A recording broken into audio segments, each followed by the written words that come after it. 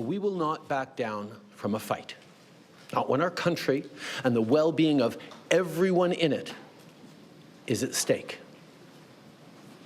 At the moment, the U.S. tariffs came into effect in the early hours of this morning, and so did the Canadian response. Canada will be implementing 25% tariffs against $155 billion worth of American goods, starting with tariffs on $30 billion worth of goods immediately, and tariffs on the remaining $125 billion of American products in 21 days' time.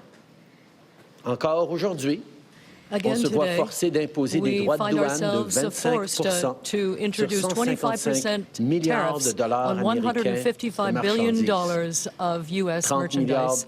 de marchandises américaines, excusez-moi. 30 milliards de dollars $30 de billion façon immédiate, will come into effect immediately, and in 21 days, $125 billion of U.S. merchandise Today, we will be also hit. be challenging these illegal actions by filing dispute resolution claims at the World Trade Organization and through the USMCA. But in the meantime, our tariffs will remain in place until the U.S. tariffs are withdrawn, and not a moment sooner.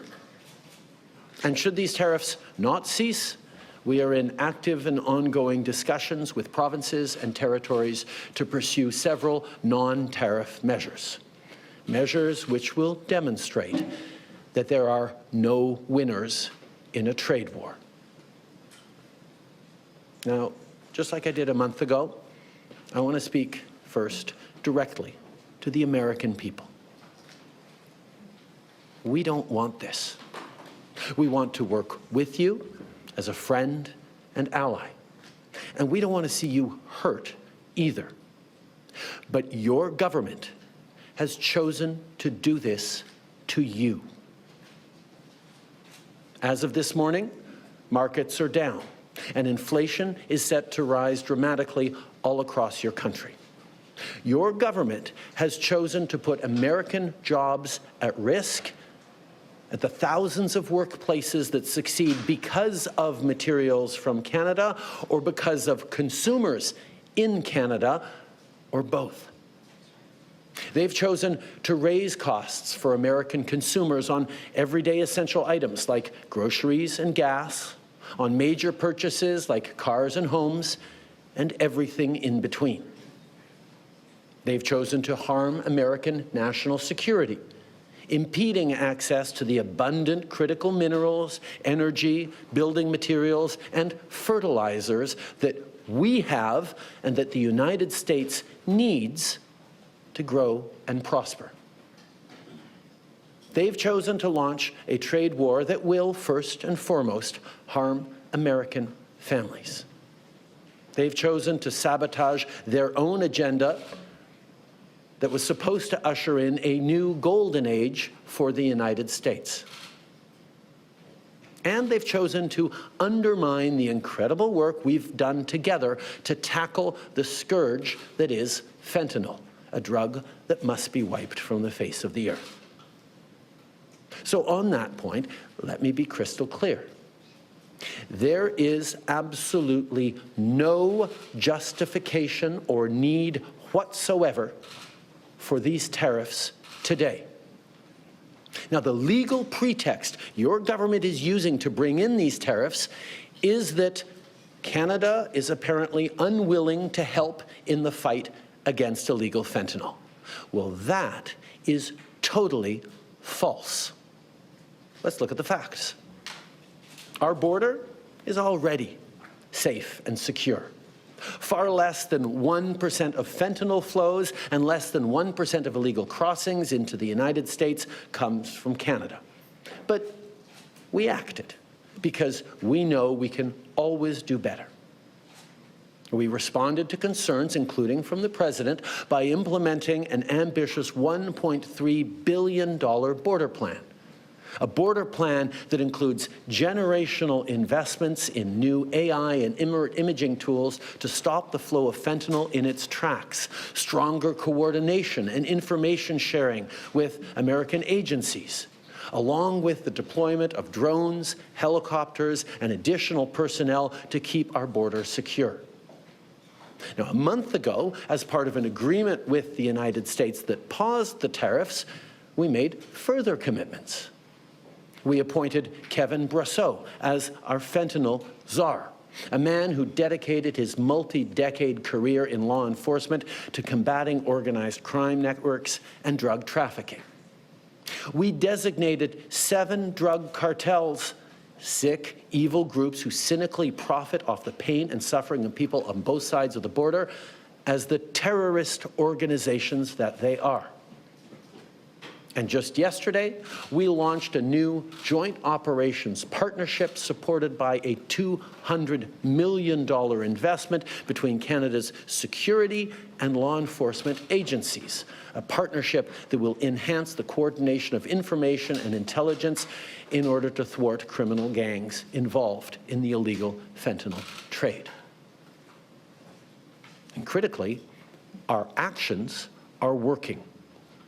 As the U.S. Customs and Border Protection just acknowledged, there was a 97% drop in fentanyl seizures from January compared to December, to a near zero low of less than half an ounce seized in January, even with all the further enforcements and actions we've taken at the borders.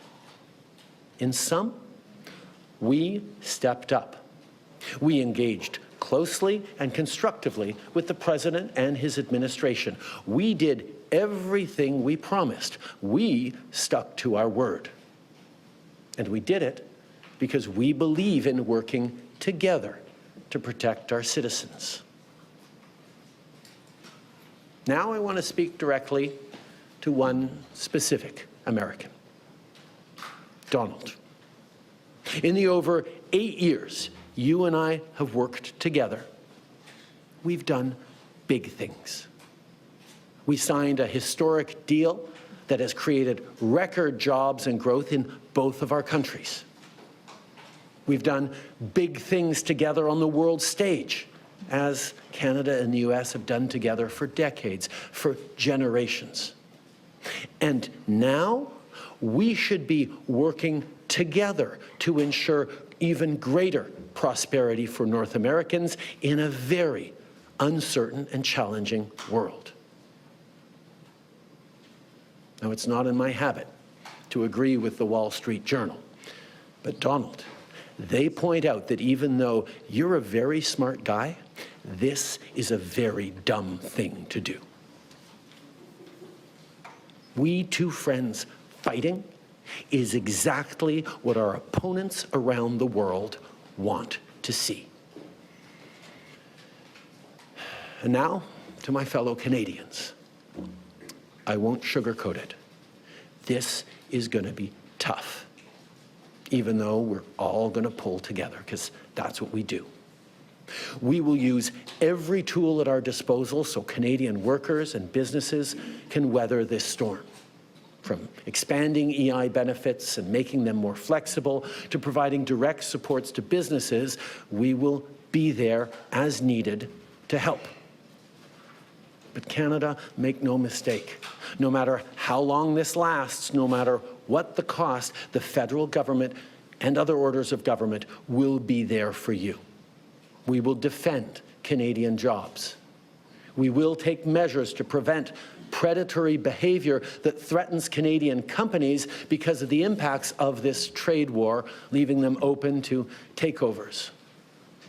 We will relentlessly fight to protect our economy. We will stand up for Canadians every single second of every single day, because this country is worth fighting for.